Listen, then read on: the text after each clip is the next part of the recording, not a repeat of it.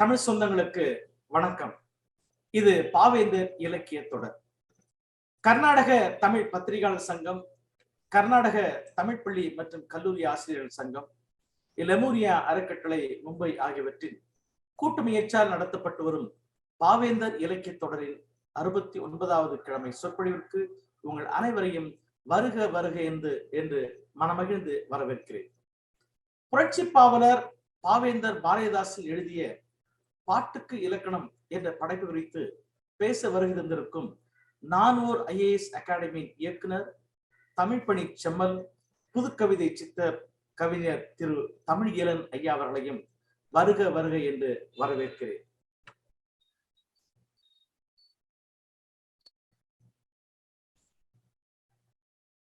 தமிழ், தமிழர், தமிழ்நாடு போன்ற பொருண்மைகளில் தனது அக்கறையையும் ஆர்வத்தையும் செலுத்தியவர் நமது பாவேந்தர்.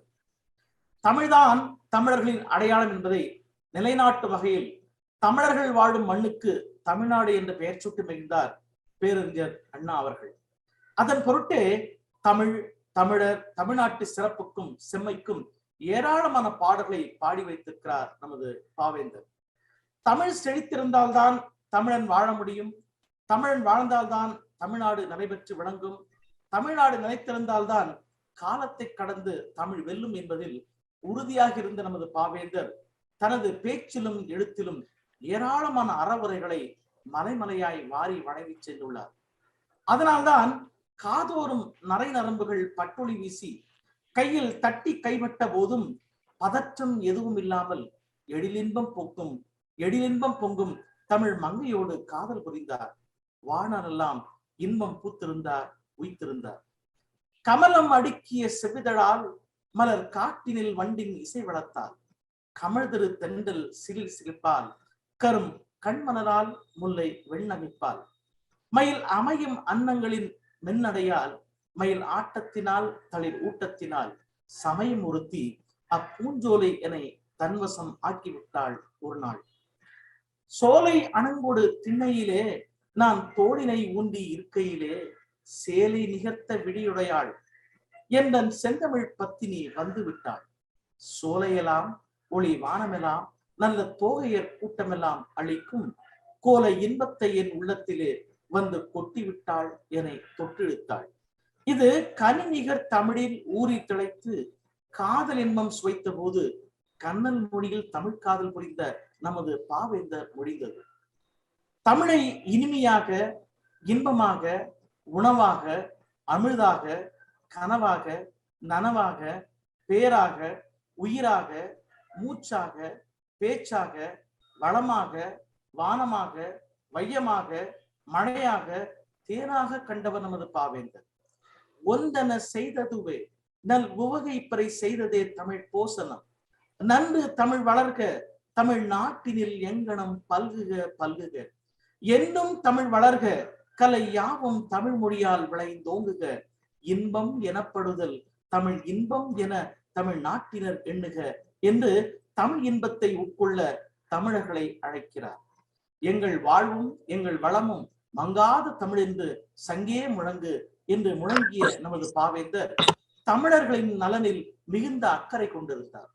மொழி, கலை, கல்வி, கேள்வி, பொருள், இன்பத்தில் தமிழர்கள் சிறந்தோங்க வேண்டும் என்று பெரிதும் விரும்பினார். அதற்காக கனவு கண்டிருந்தார். என்னரும் தமிழ்நாட்டின் கண் எல்லோரும் கல்வி கற்று பன்னரும் கலைஞானத்தால் பராக்கிரமத்தால் அன்பால் உன்னத இமமலை போல் ஓங்கிடும் கீர்த்தி எய்தி இன்புற்றார் என்று மற்றோர் இயம்ப கேட்டிடல் என்னாலோ என்று ஏங்கிய நமது புரட்சி கவிஞர் தாயடி தமிழை என்ற தமிழரின் கவிதை தன்னை 1000 மொழியிற்கான இப்புவி அவாவிற்றென்ற தோயிரும் அதுவின் ஆறு தொடர்ந்தன் செவியில் வந்து பாயு நாள் என்ன எந்த நாளோ ஆரிதை பகர்வார் இங்கே என்று தமிழர்களின் உள்ளத்தில் கேள்வியை ஏற்றுகிறார். விண்ணிடை ரதம் ஊர்ந்து மேதினை கலக்குதற்கும் பன்னிடை தமிழை சேர்த்து பாரினை மயக்குதற்கும் மண்ணிடை வாழை ஏந்தி பகைப்புலம் மாய்ப்பதற்கும் எண்ணிலா தமிழர் உள்ளார் எனும் நிலை காண்பதென்றோ என்று காலமெல்லாம் தமிழர் தமிழ்நாட்டின் நல்நாடி பாட்டிசித்த மரத்தமிழர் நமது பாவேந்தர்.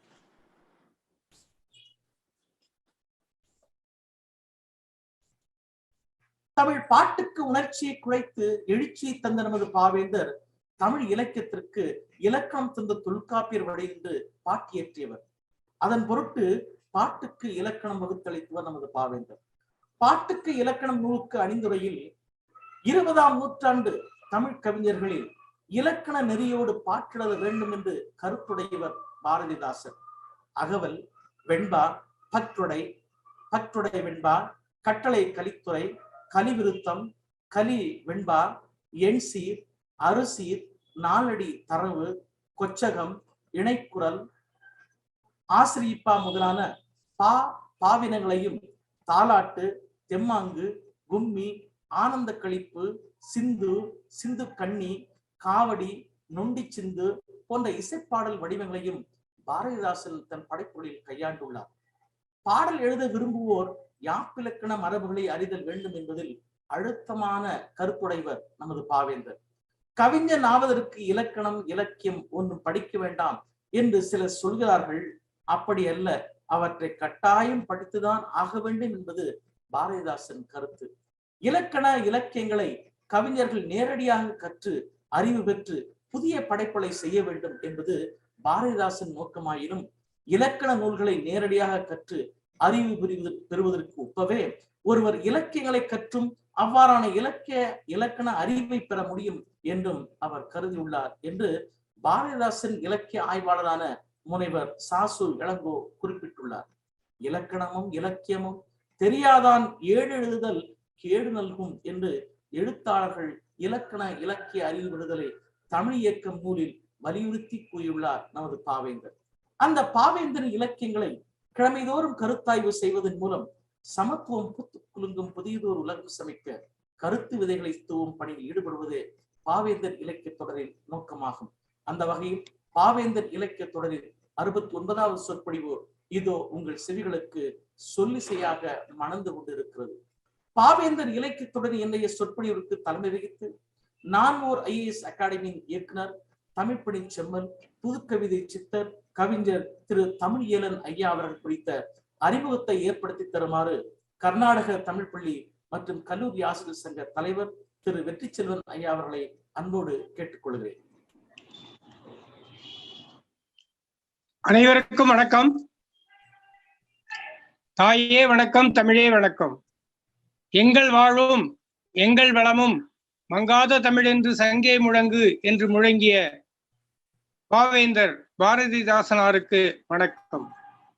பாவேந்தர் இலக்கிய தொடரை இணைய வழியில் 69 வாரங்களாக மிக சிறப்பான முறையிலே நடத்தி வருகின்ற நெறியாள்கை செம்மல் ஐயா முத்துமணி நன்னன் அவர்களே, இந்த நிகழ்ச்சி சிறப்பான முறையிலே நடக்க உறுதுணையாக இருந்து வரும் ஓய்வு பெற்ற IAS அதிகாரி பாலச்சந்திரன் அவர்களே, மற்றும் எங்களுடைய தோளோடு தோள் நின்று இந்த நிகழ்ச்சியை சிறப்பித்து வரும் பொம்பாய் லெமூரியா அறக்கட்டளையின் தலைவர், பெங்களூர் தமிழ் அறக்கட்டளையின் தலைவர் மற்றும் வெளி மாநில தமிழர் நல பேரமைப்பின் தலைமை ஒருங்கிணைப்பாளர் ஐயா குமணராசன் அவர்களே, இன்றைய நிகழ்வில் பாவேந்தரின் படைப்பு பாட்டுக்கு இலக்கணம் என்ற தலைப்பில் ஆய்வுரை நடத்த இருக்கின்ற தமிழ்ப்பணி செம்மல், புதுக்கவிதை சித்தர், கவிஞர், தமிழ்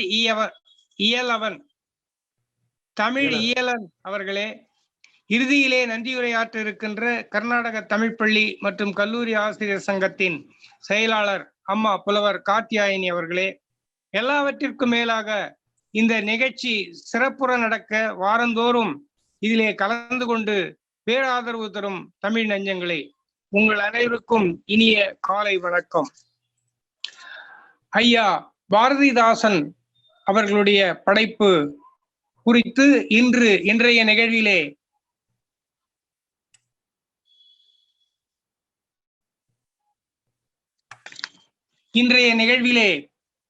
கருத்துரையாற்ற இருக்கின்ற ஐயா தமிழ் இயலன் அவர்களை பற்றிய சிறு குறிப்பு இதோ. கவிஞர் தமிழ் இயலன் அவர்களின் இயற்பெயர் தனசேகரன் என்பதாகும். அடிப்படையில் இவர் ஒரு பொறியியல் பட்டதாரி. மின்வாரியத்தில் 26 ஆண்டுகள் பணியாற்றிய பிறகு தனது 48வது வயதில் செயற்பொறியாளர் நிலையில் விருப்ப ஓய்வு பெற்றார். தமிழ், ஆங்கிலம், இரு மொழிகளிலும் முதுகலை பட்டமும் இந்தி மொழியில் பிரவீன் பட்டமும் பெற்றிருப்பவர். உதவி பேராசிரியர்களுக்கான NET தமிழ் தேர்வில் 99.89 விழுக்காடு மதிப்பெண்களுடன் தேசிய அளவில் முதலிடம் பெற்றவர். 4 கவிதை நூல்களின் ஆசிரியர், குறும்படம், ஆவணப்படங்களின் இயக்குனர், திரைப்பட பாடலாசிரியர், நான் ஓர் IAS அகாடமியின் இயக்குனர், IAS மாணவர்களுக்கான தமிழ் விருப்ப பாட வகுப்புகளை நடத்தி வருபவர். பல்வேறு கவியரங்கங்கள், பட்டிமன்றங்கள்,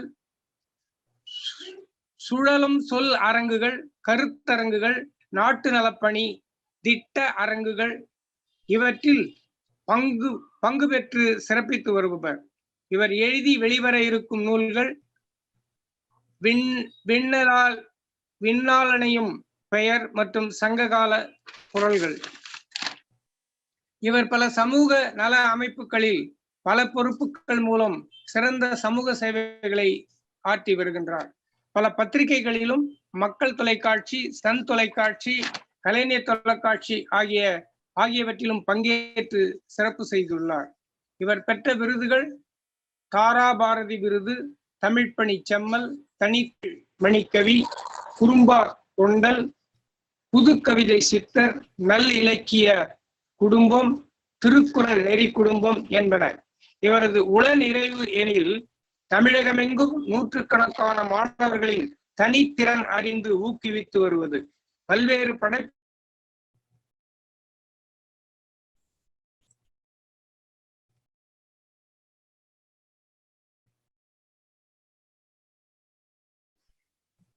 ஒலி வரலங்கய்யா.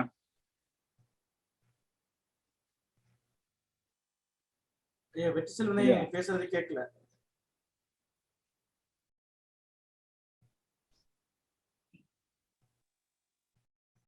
இணைப்பு விட்டு போச்சுன்னு நினைக்கிறேன்.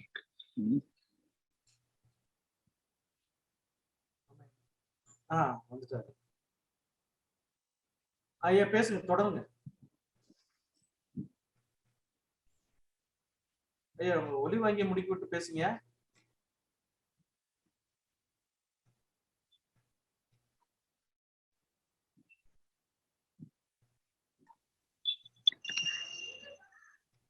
ஐயா முத்துமணி ஐயா, பேசுங்க பேசுங்க பேசுங்க. தொடர்பு விட்டு போச்சு. பேசுங்க பேசுங்க.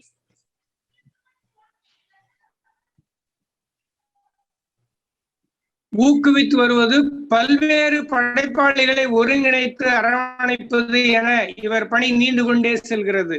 காலத்தின் அருமை கருதி இத்துடன் நிறைவு செய்கிறேன். திரு தமிழ் இயலன் அவர்களும் வாழ வாழ்த்துகின்றோம். நல்லதொரு வாய்ப்பிற்கு நன்றி கூறி விடைபெறுகின்றேன். நன்றி, வணக்கம். ஐயா அவளுக்கு நன்றி. இயல், இசை, நாடகம், அறிவியல் போன்ற நார்த்தமிழுக்கும் நல்ல தொண்டு புரிந்து வருபவர். காலை எழுந்தவுடன் தமிழிசை, மாலை முழுவதும் தமிழோடு விளையாட்டு என்பதை வழக்கப்படுத்தி கொண்டவர். முத்தமிழுக்கு முப்பொழுதும் கவி பாய்ச்சி வருபவர்.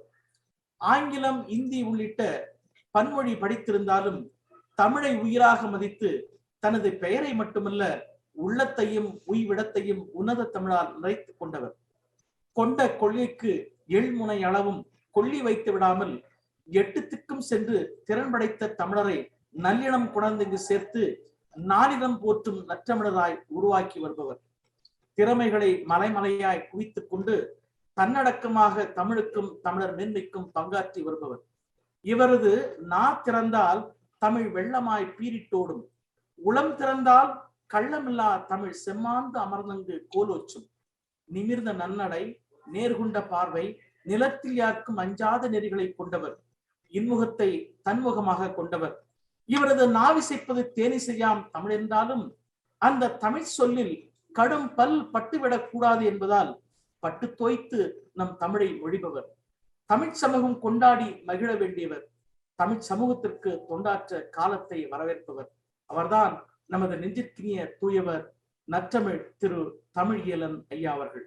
பாவேந்தர் இலக்கிய தொடரில் ஐயா அவர்கள் பங்கேற்று சிறப்பித்துள்ளமைக்கு நெஞ்சார்ந்த நன்றியை தெரிவித்துக் கொண்டு, இன்றைய பாவேந்தர் இலக்கிய தொடரில் பாவேந்தர் எழுதிய பாட்டுக்கு இலக்கணம் என்ற படைப்பு குறித்து விரிவாக எடுத்துரைத்து பேச வருகை தருமாறு தமிழ் மரபன் திரு தமிழ் இயலன் ஐயா அவர்களை அன்போடு கேட்டுக்கொள்கிறேன்.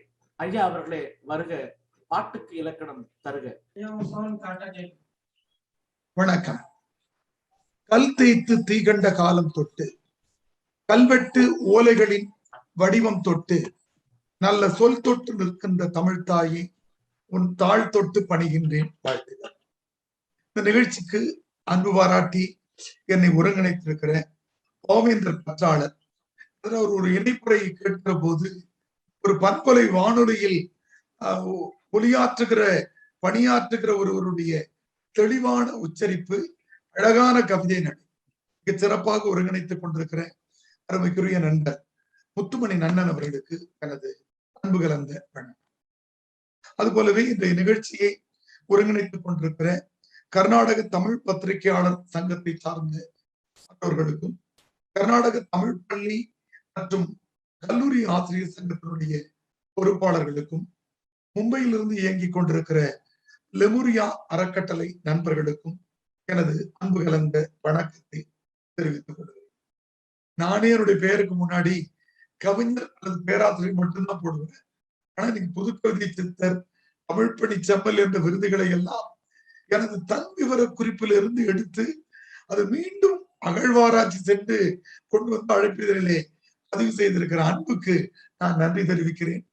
அதை ஒன்று விடாமல் அன்பு பாராட்டி வாசித்து என்னை அறிமுகப்படுத்திய ஐயா வெற்றிச்செழியன் அவர்களுக்கு எனது அன்பு கலந்த வணக்கம்.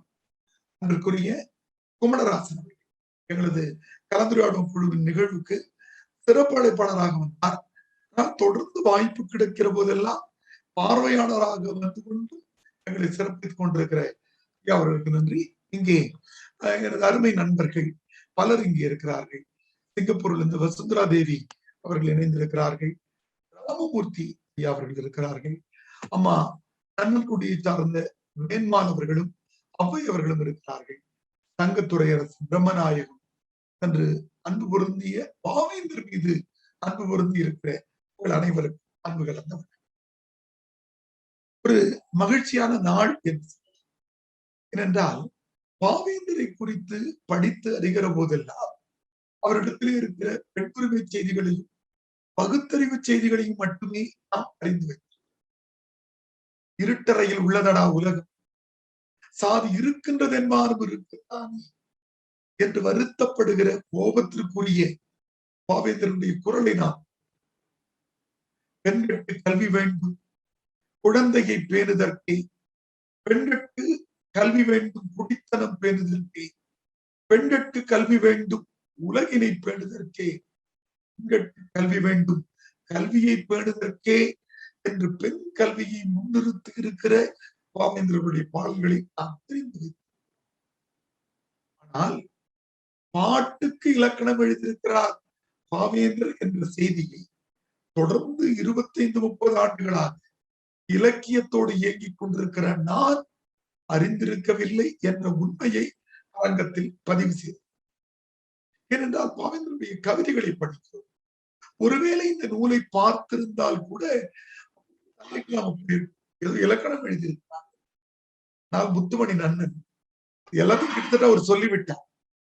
பாக்களை குறித்து, பாக்களுக்கான விளக்கங்களை குறித்து, பாக்களுக்கான இலக்கண வரையறைகளை குறித்து, பா வகைகளை குறித்து பாவேந்தர் பேசியிருக்கிறார் என்பது வியப்புக்குரியது. ஆனால் இந்த நூலை அவர் எப்படி தொடங்கியிருக்கிறார் என்று பார்க்கிற போது இன்றைக்கு இருக்கிற படைப்பாளை கவிதை எழுதுவதாக இருந்தாலும் சரி, மரபு கவிதை எழுதுவதாக இருந்தாலும் சரி, அது வழிகாட்டுவதாக புது கவிஞர்களுக்கு இது எப்படி வழிகாட்டுவது? பாவேந்தர் பள்ளிக்கூட ஆசிரியராக மாறி வல்லெழுத்து மிகும் இடங்களையும் வல்லெழுத்து மிகா இடங்களையும் எடுத்துக்காட்டுகளோடு விளக்கி குற்றியலுகரத்தின் வகைகள் எத்தனை என்பதை சொல்லி செல்கிறார். குற்றியலுகரமும் அற்றன மொழிப என்று நாம் அறிந்து வைத்திருக்கிற நூற்பாவிற்கான விளக்கம் எது என்று சொல்லி செல்கிறார். அதனால்தான் நான் ஐஏஎஸ்க்கு இந்திய ஆட்சிப்பணி மாணவர்களுக்கு பாடத்திட்டமாக வைக்கப்பட்டிருக்கிறது குடும்ப விளக்கு நூலிலே ஐயா அவர்கள் கட்டளை கலித்துறை எழுதியிருக்கிறார். நான் பார்க்கிறேன் அரங்கத்திலே மரபு கவிதையில் சிறந்தவர்கள் இருக்கிறார்கள். நமக்கெல்லாம் தெரியும், ஆசிரியப்பா எழுதுவது எளிது, வெண்பா எழுதுவது கடினம். அதற்கான முதல் அடியை தந்து கூட ஐயா சொன்னீங்க. நாம் ஈட்டடியை குறித்துதான் சிந்தித்திருப்போம். முதல் அடியை கொடுத்து எழுதுகிற முறையை பயின்றிருக்கிறார். கலித்துறை என்பது என்னவென்றால், இருக்கிற பலருக்கு தெரியும், சிலருக்கு நினைவூட்டுவது என்று சொன்னால் எழுத்தெண்ணி பாடுகிற பாடல். அந்த வரியின் முதல் அசை நேரசையாக இருந்தால் அந்த ஒரு அடியிலே 16 எழுத்துகள் தான் இருக்கும். அந்த அடியின் முதல் அடி நிறையசையில் தொடங்கி இருந்தால் அதிலே 17 எழுத்துகள் இருக்கும். இவ்வாறு எழுத்து எண்ணி பாடுகிறது. சொல்ல போனால் சரியாக புரிந்து என்றால், மெய்யெழுத்துக்கள் ஒற்றெழுத்துக்களை தவிர்த்து விட்டு பார்த்தால் நேரசை என்றால் 16 எழுத்துக்கள், நிறையசை என்றால் 17 எழுத்துக்கள். வெண்பா எழுதுவதே கடினம். அதிலும் கட்டளை கலித்துறையை படித்து எழுத வேண்டும் என்றால் பாவேந்தர் பாட்டு இலக்கணம் என்ற நூலை எழுதியிருப்பதால் எழுதியிருக்கிறார் என்று நாம் பாவேந்தர் ரொம்ப அழகாக இந்த நூலை மிகச் சிறப்பாக தொடங்கி நாம் அவரை எப்பொழுதும் எப்படி பார்த்திருக்கிறோம் என்று சொன்னால், இந்த இரண்டு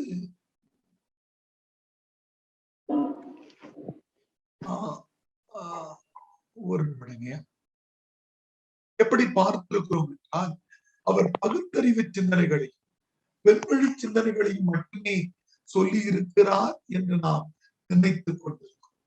ஆனால் அவ்வாறு இல்லை. என்னுடைய திரை தெரிந்தாங்க. இதுகாரும் பாவேந்தர் இலக்கிய தொடரில் கலந்து கொண்டு சிறப்பித்த அனைத்து நல்ல உள்ளவர்களுக்கும் நன்றி பாராட்டி, மீண்டும் அடுத்த வாரம் பாவேந்தர் இலக்கிய தொடரில் சந்திப்போம் என்ற நம்பிக்கையை வெளிப்படுத்தி உங்களிடமிருந்து விடைபெறுகிறேன். நன்றி, வணக்கம்.